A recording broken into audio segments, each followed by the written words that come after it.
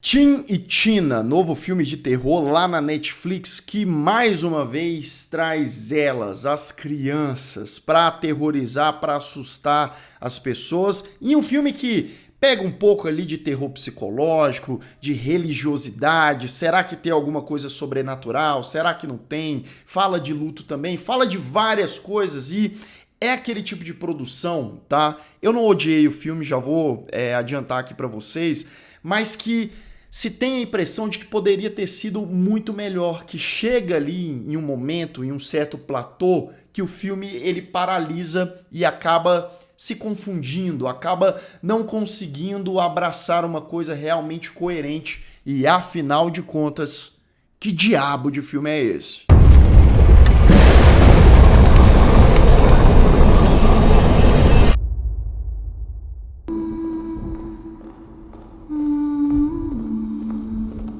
Sejam todos muito bem-vindos a mais um Refúgio Cult, meus amigos, hoje pra gente falar sobre esse novo lançamento da Netflix chamado Tim e Tina, um terror espanhol. A gente sabe que a Espanha tem muita coisa boa e esse filme aqui é um dos filmes já lançados pela Netflix. Esse filme aqui, ele tem coisas boas, ele tem aspectos de produção ali que são até caprichados, por assim dizer, mas que ele dá umas derrapadas aí, daqui a pouco eu vou falar mais sobre isso. Na história, a gente começa lá na Espanha, em 1981, o país estava vivendo ali um caos, uma crise política, né? Você via ali nos jornais a repercussão dessas coisas acontecendo, a população em estresse, e aí a gente tem o casal protagonista casando no início do filme. O Adolfo e a Lola são jovens ali, super felizes e tal, a gente vê, né, a cerimônia, o pessoal acompanhando o casamento, eles saindo ali da igreja. Porém, nessa saída, a gente vê um sangramento no vestido da Lola, da noiva, né? E ela teve um aborto. E pior do que isso, logo depois ela descobre que ela não vai poder mais ter filho. Então aquela alegria que a gente vê no primeiro, segundo minuto ali do filme, ela é quebrada completamente. E o filme ele consegue, nesse início, manipular essa tensão, trazer essa coisa trágica, essa tristeza ali dos personagens, principalmente a mulher, a Lola, que fica bastante melancólica, né? Claro, ela sente muito tudo aquilo. E o filme corta pro Adolfo falando pra ela, né? O marido dela falando assim, ó, vamos no convento ali, que tem umas crianças, vamos dar uma olhada e tal, quem sabe a gente adote uma criança, né? Eles iam ter gêmeos e tal. E eles vão para esse convento e lá eles encontram Tim e Tina. Practicamos todos os dias. Duas criancinhas que você bate o olho ali, e agora eu devo falar que, pelo menos no meu ponto de vista, eles escolheram muito bem o elenco desse filme pra criança, porque são criancinhas, os menininhos ali de 9, 10 anos, mais que aqueles cabelo loiro platinado e um jeitinho, um sorrisinho, que não tem como você não achar estranho. Para um filme de terror, é um negócio esquisito, sabe? Os sorrisinhos ali, um menininho, de vez em quando ele dá uns sorrisos que, enfim. E rola ali uma ligação entre eles e a Lola, e mesmo o marido dela falando, não, eles são muito velhos já e tal, vamos dar mais uma olhada. Eles acabam levando esses meninos, né? O Adolfo quer ver a mulher dele bem, quer ver ela sorrindo novamente. E inicialmente tá tudo certo. Só que a gente vê ali que as crianças, elas são fanáticas religiosas. Elas cresceram ali, foram abandonadas naquele convento desde bebezinhos, cresceram na religiosidade católica, mas você vê que os meninos novinhos, eles só falam naquilo o tempo todo. Eles começam a mudar a dinâmica ali do casal e aos poucos o negócio vai ficando mais estranho, mais pesado, exagerado, até começar a complicar de vez. Calma, eu só te contei os primeiros minutos do filme, essa é a premissa. Outras coisas vão acontecer, às vezes até coisa demais, mas calma lá, né? Vamos falar primeiro de aspectos que eu acho que o filme acerta, tá? O Rubinstein é o diretor desse filme. Ele dirigiu em 2013 um curta ali de 12 minutos de duração, com o mesmo nome, Tim e Tina. Então sim, esse filme ele é uma adaptação desse curta, né, para o formato longa-metragem. E a direção do Rubin, eu acho que ele acerta, tá? É uma direção estilosa em boa parte das vezes, é uma direção que tem identidade, ele usa elementos em tela ali a favor do que a narrativa quer dizer, esteticamente ali também. Então tem escolhas de direção, ângulos, etc, que funcionam para imprimir aqueles momentos, pelo menos na maioria das vezes, né? Por exemplo, tem um na sala que ele usa um elemento no meio da sala, um sofá, e ele foca naquilo em que a gente ouve, a gente sabe o que está acontecendo, mas a gente não vê, que é um artifício interessante em termos de direção. Eles cantamos glória e alabanças ao Senhor. Ou então, quando a direção também usa a mise-en-scène em favor de como eles estão passando determinada cena. Por exemplo, tem um diálogo entre a mãe, a Lola, com o Tim e a Tina, em que eles conversam ali por espelhos, né? Então, é um negócio, claro, não é novo, não é revolucionário e tal, mas para aquele momento é interessante, né? A forma como eles estão conversando e como a gente está acompanhando aquela conversa. Tem outros momentos também, com uso de luz e sombra, que são legais, né? A fotografia do filme ela é mais lavada, então tem uns momentos ali de cinematografia que é bonito de se ver, né? O filme ele tem até um lance de uma atmosfera meio fantasmagórica, eu diria, muito pela trilha sonora também, com uns cantinhos, né? Um negocinho assim.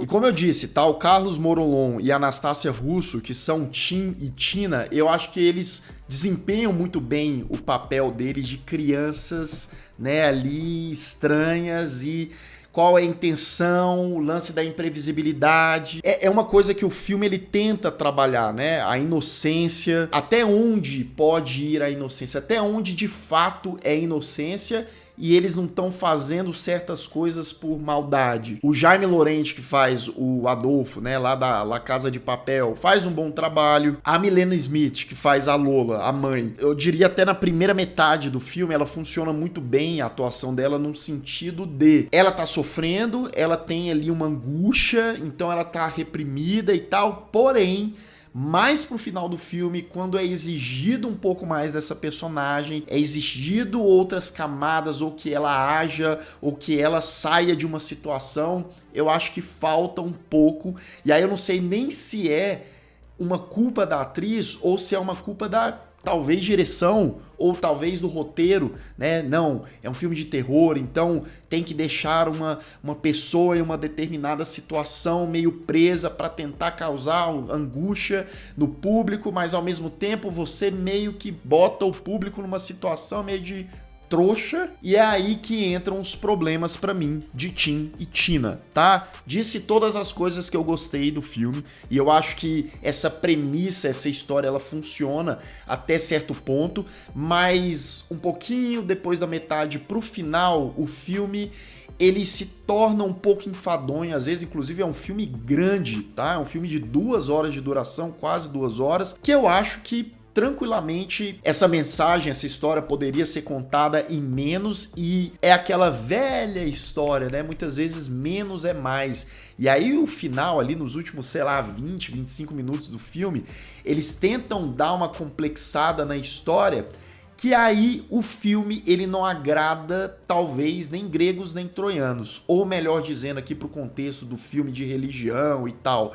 Talvez ele não agrade nem os muito religiosos e nem quem é ateu, quem não é religioso de nada, porque o filme ele não se decide muito bem nesse aspecto. Ele fica ali, ele vai para um lado, depois ele vai para o outro, e aí na hora de definir, de assumir uma postura, ele fica naquela e tenta pagar de inteligentão, de tipo, não, vamos deixar isso em aberto, mas fica mais confuso e bobinho mesmo. E aí, independente se você tem bons elementos, uma boa produção para contar aquela história e essa história ela fica meio perdida no meio do caminho, ele acaba caindo em uma fórmula ali pouco marcante, sabe? Pouco eficaz. E quando você percebe as inspirações para esse filme, para essa história, as fontes que esse filme tá bebendo, e não tem problema nenhum em se inspirar, se basear em outras obras. Aqui eu enxerguei um pouco de Carrie a Estranha, enxerguei um pouco de O Bebê de Rosemary, enxerguei um pouco de Boa Noite Mamãe, mas referências não são o suficiente para você segurar a sua história e a sua produção até o final. Então eu dou uma nota 6 para Tintina, que é como eu disse, o filme tem até uma boa embalagem, tem até uma boa ideia. Se você for ver de uma maneira bem despretensiosa, você pode tirar uma coisa ou outra que pode te agradar no filme, mas suas decisões finais, elas não ajudam tanto assim não. Atenção!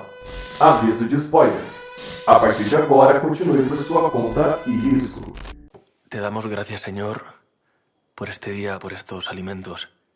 Bem, vamos lá. A Lola tá convivendo ali com o Tim e com a Tina. Eles vão ficando cada vez mais estranhos. Tem alguns detalhes, né? Tipo, o cachorro ali da Lola e do Adolfo não gosta dessas crianças de jeito nenhum. O Adolfo, o marido, né? Muitas vezes sai pra trabalhar, ele é piloto, aí fica alguns dias fora e tal. E a Lola fica com as crianças. A primeira demonstração que aquelas crianças não são normais é quando eles estão ali no café da manhã. A Tina levanta, vai lá, bota um saco na cabeça do Tim e começa a sufocar ele, porque eles falam que conseguem enxergar Deus daquele jeito, né? Já não é um negócio nada saudável. Inicialmente, você vê essa coisa da confusão do filme às vezes, porque inicialmente a Lola acha aquilo, né, estranho, ela fica assim, mas basta as crianças começarem a brincar, a tacar geleia ali um no outro, que ela esquece, ela simplesmente esquece e fala, ah, não, são crianças normais e tal, minha filha, isso que eles acabaram de fazer na sua frente não é muito normal, não. Bem, tem lá também o background da Lola, que não é tão explorado assim, mas aí a gente pode pensar que é por isso que ela, né, pegou aquelas crianças, adotou aquelas crianças, porque ela também cresceu em convento, ela sofreu um acidente, ela perdeu a perna ali quando ela era bem novinha, né? E enquanto isso, Tim e Tina continuam aprontando. Pouco tempo depois, os anjinhos de Satanás, eles pegam um saco e enfiam na cabeça da mãe, né, em uma outra ocasião, pra ver Deus, Jesus, alguma coisa assim, mas ela não consegue ver, né? O pai ali, o Adolfo, já quer dar uma chulepada nos moleques pra eles aprenderem. A Lola fala, não bate neles, eles são crianças, inocentes, né? Até matar você, mas tudo bem, né? ¿Dónde estáis, niños? Temos também o núcleo do Tim e da Tina lá na escola, né? Tem um menino que faz bullying com eles de vez em quando, chamando eles de Draculinhas, né? Filhos do Drácula, e claro que isso vai dar problema uma hora. Sois los hijos del conde Drácula! Tim e Tina, até aficionados com essa coisa de vampiro, né? Eles pedem ali permissão para ver o Nosferatu, né? Eles assistem, enquanto Adolfo e Lola vão lá pro quarto interagir, né? Aproveitar, não, deixa aí eles assistindo e tal. Só que os gênios dos pais, né? O que eles fazem? Fazem com a porta aberta, né? Claro, tinha que deixar a porta aberta.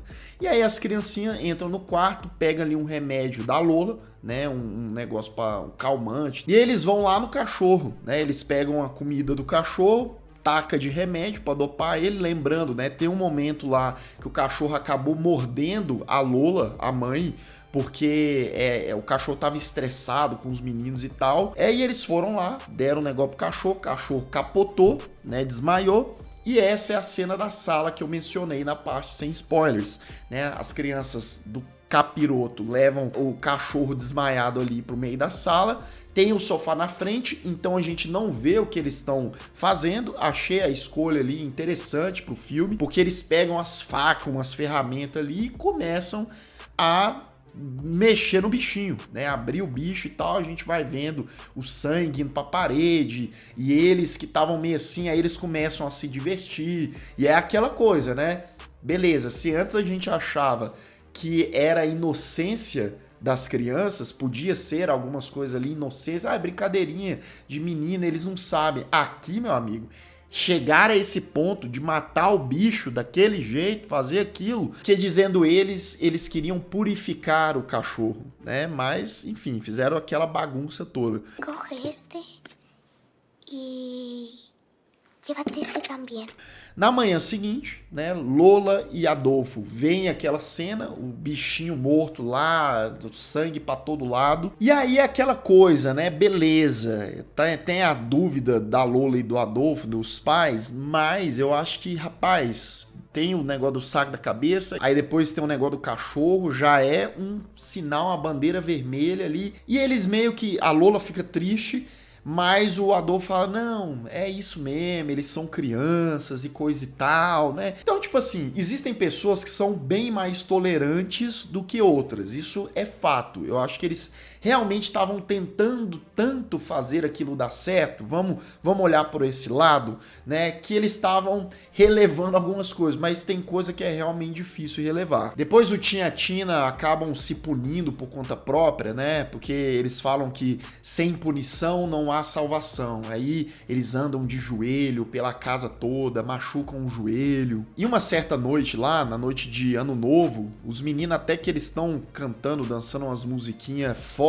do aspecto de religião, você pensa, uai, será que o negócio tá indo, né, tá indo pra uma outra direção? Mas calma lá, respiremos, né? A Lola, ela passa mal, desmaia, vai pro hospital. Lá no hospital ela descobre que está grávida. Olha só, ela tá grávida. Ela fala, não é possível. A enfermeira fala, o quê? É possível sim, foi um milagre. Aí a gente já pensa, será que é um milagre? Será que essa coisa do Tim da Tina que eles falaram, né? Essa coisa da religião deles é tão... A fé deles é tão forte que fez com que a mãe engravidasse? Mesmo a mãe, a Lola, ficando feliz pra caramba com tudo isso, né? Com a gravidez dela e tal, ela ainda não acredita. Ela ainda não tem fé. Ela fala, não, foi uma coisa que aconteceu. Aí ela perdeu muito do lance da fé dela depois que ela só perdeu as crianças dela lá no início. Tem um dia que a galera vai pra igreja, né? Tá acontecendo ali um negócio das crianças, da escola deles. E o moleque que faz bullying com o Tim e com a Tina, ele entra na igreja todo machucado, todo sangrando ali.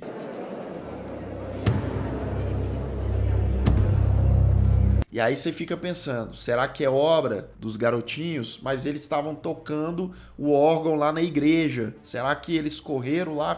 Deu tempo de fazer isso tudo? E aí o que deixa mais ou menos claro que sim, provavelmente foi eles que acabaram fazendo aquilo com o moleque, são desenhos que a Lola encontra no quarto deles, quando eles estão dormindo. Por quê? Um desenho é deles ali passando a faca no cachorro, né? Então assim... Se era uma coisa de purificação, por que eles desenharam aquele momento, né?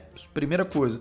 Segunda, tinha um outro desenho deles tacando pedra lá no menino, né? E o menino machucado e tal. Então, se o cachorro aconteceu, provavelmente o menino também deve ter acontecido. Ou eles só pensaram em alguma coisa sobrenatural aconteceu. Lola se cansa, né, daqueles moleques falando de religião o dia todo e, né, ela fica, claro, assustada com aquilo. Ela tira a Bíblia, tira crucifixo, tira as cruzes, botam ali num baú, falou, ó, quando vocês tiverem idade suficiente, vocês abrem isso aqui, agora não vai se falar, não vai se usar mais nada, né? E as crianças falam, ó, vai dar ruim isso aí. Tanto é que, sei lá, no dia seguinte, um tempo depois, o cabelo da Lola começa a cair, cai toda, ela deixa o cabelo bem curtinho, inclusive lembrando muito a Rosemary, de O Bebê de Rosemary, né? Ela grávida, com cabelo curto e tal. Acredito que tenha sido uma referência. E ela, né, mais desconfiada ainda que, sei lá, pode ser uma influência dessas crianças de Satanás. Bem, a gente descobre que o bully lá da escola, né, o menino, acaba morrendo, né? Ele tava no hospital e tal, morreu. E enquanto o Adolfo sai para trabalhar, a Lola acorda um certo dia e ela está amarrada na cama. Não tem como não lembrar ali do Boa Noite Mamãe,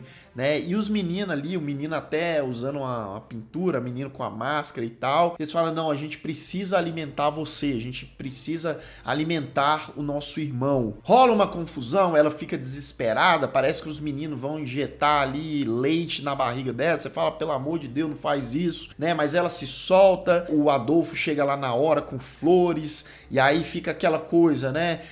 Meu Deus, por que você tá agindo assim com as crianças? Mas meu filho, isso é porque você não estava amarrado numa cama, né, com aquelas pestes.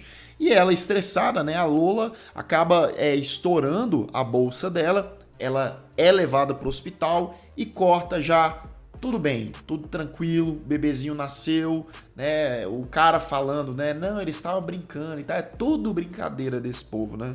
Voltam pra casa, tá tudo muito bom, tudo muito bem. Essa cena aqui é uma cena que eu também curti do filme, que ela, né, traz uma certa agonia ali com o que acontece, porque o Adolfo tá vendo futebol lá, tá tomando umas e tal, a Lola sai pra pegar uns ovos, e aí Tim e Tina vão lá no quarto do bebezinho, né, do irmão deles, e eles querem batizar a criança, já que a mãe disse que não ia batizar, né? E aí eles levam pra piscina, eles conseguem lá facilmente abrir o baú e pegar a Bíblia, e eles, ó, botam o menino ali, né, na piscina de cabeça para baixo e deixa, você fala, acabou, né?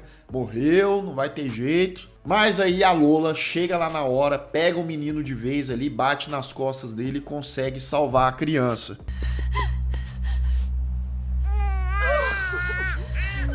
Aqui eu pensei, cara, se esse pai e essa mãe falar que é brincadeirinha, é inocência, eu desligo esse filme aqui agora. Mentira, eu não ia desligar não, mas dessa vez não, dessa vez eles fizeram até um negócio que eu não imaginava que eles pudessem fazer. Eu achei que eles iam bater nos moleques, alguma coisa assim, ou deixar de castigo 18 anos, mas não, eles devolveram Tintina pro convento. Afinal, agora já tava um pouquinho perigoso, já estava antes, né? Mas agora mexeu com a criança. Bem, agora está Adolfo, Lola e o bebezinho deles, né? Filho de sangue lá, e finalmente parecem estar bem e tal, só que não, né? A Lola parece que tá um peso na consciência de ter levado os meninos. Ela e o marido estão passando por crise, o cara não quer que ela trabalhe, ela quer trabalhar, etc, etc. Surge um monte de coisa ali em 2 minutos, aí eles arrumam um monte de coisa pro casal descambar de vez, né? E aí é aqui nesses momentos, nesse final, indo pro final, né?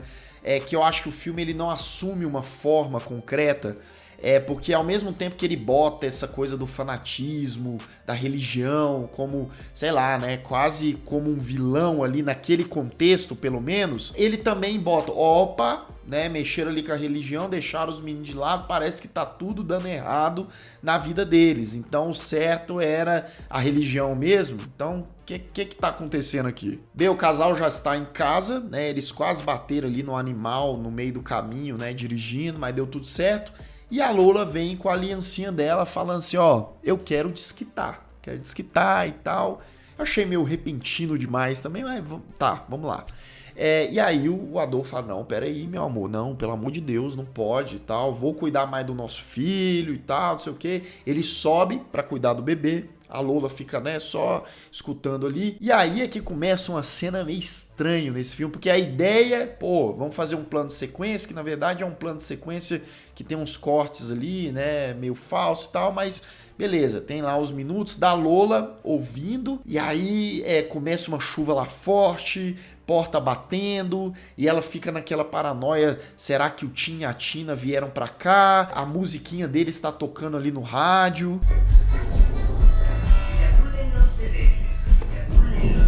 A primeira coisa que ela podia fazer, e ela não faz, e demora muito a fazer, é subir e ver como que tá o Adolfo e o bebê.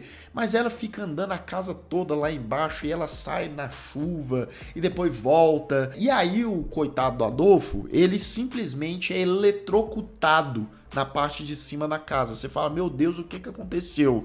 Esse homem pegou em algum fio que estava descapado, alguma coisa, mas ele pega fogo, literalmente cai, e aí ele entra na casa. Lembrando, hein, eu nem citei isso, mas ele queimou a Bíblia na frente do Tim e da Tina, né? Lá naquele momento do batismo que deu errado e eles expulsaram as crianças. Pois é, e agora ele foi queimado, né? Então, mais uma vez, será que essas criançadas têm poder ou será que eles estão ali mesmo na casa? Bem, aí começa um fogaréu, né, por todo canto. A Lola, ela corre para tentar pegar a criança não tá no berço, e ela vai para um quarto e começa a chorar, e você fala, mulher, haja, faça alguma coisa, e ela fica travada ali. E aí, o que ela decide fazer? Bem, ela pega um saco ali, um negócio de travesseiro, amarra na cabeça pra tentar ver Deus, pra, sei lá, Jesus descer e dar uma coisa pra ela, uma salvação. Ela vê até um símbolo ali da cruz, que ficou uma marca na parede e tal. E aí ela escuta a criança, né, o bebê chorando, ela sai correndo ali.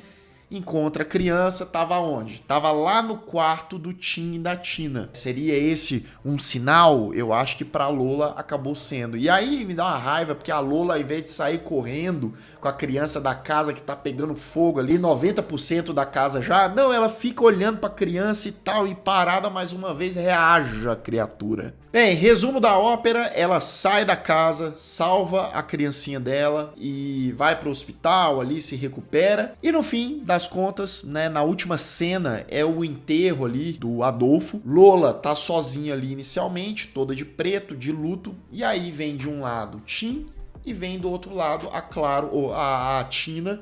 Abraçam ela e a Lola, né, pegou os meninos de volta. Eles chamam ela de mãe, coisa e tal. No fim, Lola fala amém, né? Então ela abraçou a religião, ela abraçou os filhos, né? Ela, enfim, ia aceitar porque no fim das contas ela estava viva, o bebê dela estava vivo e ela achava que as crianças não tinham responsabilidade mesmo. Amém.